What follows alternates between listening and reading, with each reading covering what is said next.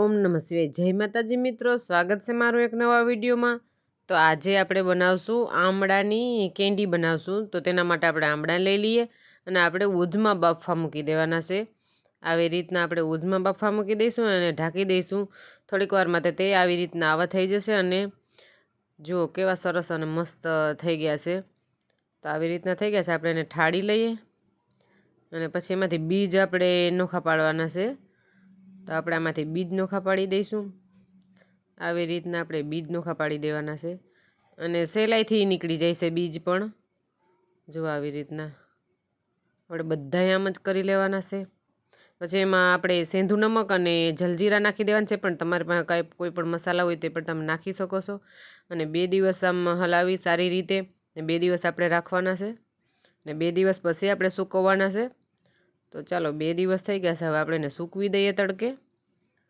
તો આવી રીતના સૂકવી દઈએ આપણે એક થાળીમાં કે કોઈ પણ ઓલામાં સૂકવી દેવાનું છે આવી રીતના.